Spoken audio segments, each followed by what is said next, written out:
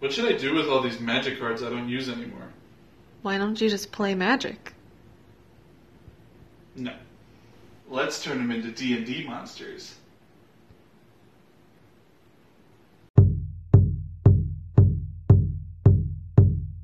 I was watching YouTube videos on the new Magic the Gathering decks, and I was watching a stream by Saffron Olive that was talking about a deck that uses Lightning Skelemental, and I don't play a lot of Magic the Gathering anymore, but I still keep up. I try to keep up with the new sets, and actually I think that new Modern Masters, or relatively new Modern Masters, is pretty good. Anyway, while I don't play a lot of Magic the Gathering anymore, I play a ton of D&D. Not as much as I'd like to, but it's the thing that takes most of my brain power, my nerd brain power. And I was looking at Lightning Skelemental, and it gave me an idea to start turning Magic the Gathering cards into D&D monsters. So I started looking at what's called the evergreen abilities. It's the things that have been on Magic the Gathering cards for years now, and it's the ones that stick around. So I started turning some of the MTG evergreen abilities into abilities I thought would be interesting on D&D monsters, and some of them translate really easily, like Lifelink can obviously just heal for the damage that it deals, Double Strike can just give a creature extra attack. Some of them you have to translate over to D&D, like a Haste, I thought would give advantage on initiative. I think that's a good translation for that. Infect damage, staying until a creature gets long rest, is a good translation of the fact that creatures get infect counters instead of just getting damage. Flying is obviously creatures that can fly. Hexproof, creatures can't be targeted by spells. Then there's some abilities that don't translate so easily, and my first example here is Trample.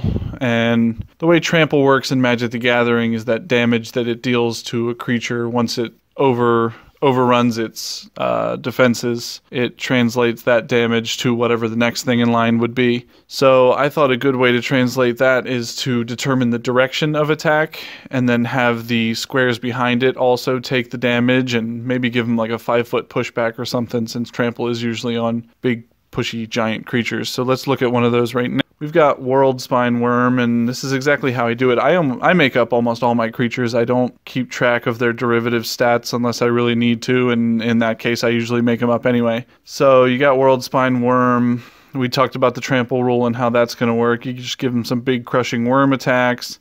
When he dies, you can read on the card, you put 3 worms that are about a third as strong as he is onto the battlefield, so you can just do some cool storytelling there and talk about how 3 worms come out when it dies. And you got 15 toughness down there. You make it a 150 HP creature. Unless you want it to be higher CR than that, then you just add more HP to it, and you've got a big giant worm coming out of the ground that would make an interesting encounter for any campaign. So now we get to the creature that inspired me to do this in the first place, the Lightning Skelemental, and because he has haste, you give him advantage on initiative. You can put the trample rules on him if you want, but you'll see in a little bit why that might actually be too good. So I took that second ability. Whenever Lightning Skelemental deals combat damage to a player, that player discards 2 cards. Because cards in Magic the Gathering represents the spells that you can cast, I thought it would be cool if this creature had the ability to destroy spell slots. So if you have 6 spell slots left prepared, you would roll a d6 and randomize which spell slot gets destroyed.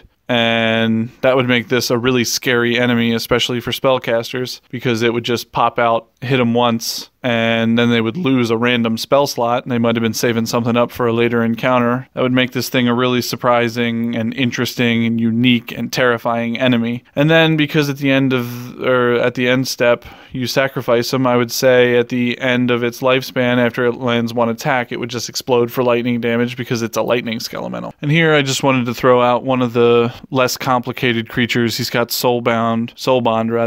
So you just make him have bonuses whenever he's standing adjacent to enemies. If you need him to be more complicated, he's a knight, so you can make him a mounted combatant. To plan the encounter, you would put this guy around with other troops, and whoever he's standing next to would just get extra attack, which is pretty strong. He would turn regular guys into guys that are putting out about twice as much damage. And I personally, since I started doing this, if I'm looking for an interesting encounter, especially a random encounter, I'll just go on Gatherer and I'll use the random card feature and I'll just click that, and if a creature that I think is interesting comes up, I'll do this basic translating and I have an encounter that's completely unique and I didn't have to do very much work to come up with it. And I love things that make me do less work. So the random card that I totally didn't cheat to get on this is the Master of Cruelties. You see as first strike, which I'll actually explain after this how I do first strike. For him, I gave advantage on attacks in the first round of combat. That'll mean he comes out swinging hard. If you read his last abilities, he makes the player's life total become 1. That's actually pretty devastating in Magic the Gathering, but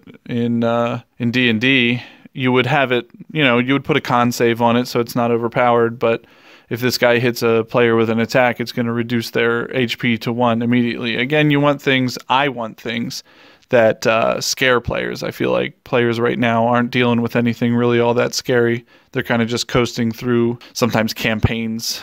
And if you add things like this, it keeps them on edge a little bit, makes the campaigns a little more interesting. So like I said, I had to do something a little more interesting with First Strike, kind of like I did with Trample. And I think you have to look at the creature and decide what it is and what an appropriate bonus was for the first round of combat. But I think that's what you should do when things have First Strike, is give them a bonus on the first round of combat that can affect the battle right out of the opening. Deathtouch is a tough one because it's actually a more powerful ability than the Master of Cruelty's ability.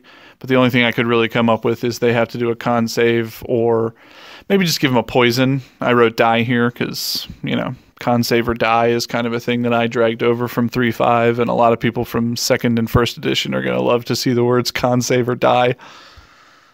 And then there's the Prowess ability, which I guess is not new anymore, but it's relatively new in comparison to how long I've been playing the game. And I thought it would be interesting because the way Prowess works is the more spells are cast, and I'll put a card up with it on here soon. The way it works is the more spells that are cast, the more powerful the creature gets for the rest of that turn. So I kind of wanted it to be representative of an attack that keeps getting stronger the more it's used. So I figured you would give, in this case it's a monk, so she'll probably have like a spear attack that starts as a D4 and then the next turn it's a D6. And it's one of those things where if you attack this creature right away, it's not going to be a big deal. But if you ignore this for more powerful enemies on the battlefield, it's going to keep getting stronger and stronger and stronger. And then it is going to be just a little minion that's actually a real threat to the players.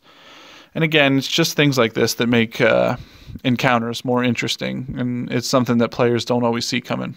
It is just this way. I'm recording. Let me know in the comments if you have any really good ideas for turning Magic the Gathering abilities or cards into D&D Monsters, or if you think the whole idea is dumb. If you liked the video, make sure to give it a like, thumbs up, whatever you want me to call it. Subscribe to the channel if you want to see more stuff like this, and make sure to feel encouraged to make your own D&D content so that your players stay on their toes.